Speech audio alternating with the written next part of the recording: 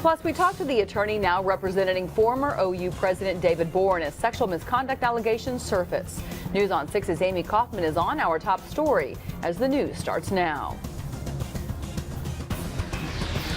Oklahoma's own News on 6 starts now. Well, Lori and Craig, David Boren's attorney Clark Brewster says they were both surprised when an article came out yesterday saying Boren touched a student inappropriately on several occasions between 2010 and 2012.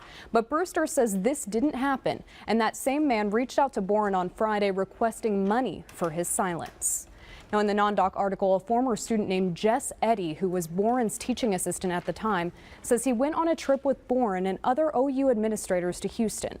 In the article, Eddy says Boren touched him inappropriately on several occasions, and he even accused former Vice President of University Development Trip Hall of touching him as well.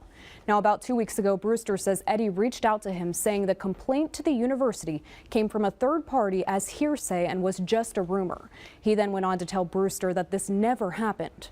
Brewster says he then met with Eddy and his attorney in person, where they provided the transcript of the interview with the law firm in Atlanta investigating these allegations, in which he denies anything ever happened between himself and Boren.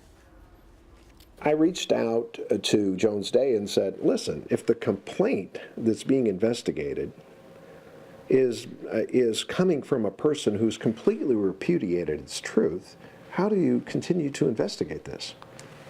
Then last week, the young man called directly President Boren and demanded money. Now, we have reached out to Jess Eddy and have not heard back yet, and we'll have much more on this story tonight at 9 and 10. Amy Kaufman, Oklahoma's own News on 6.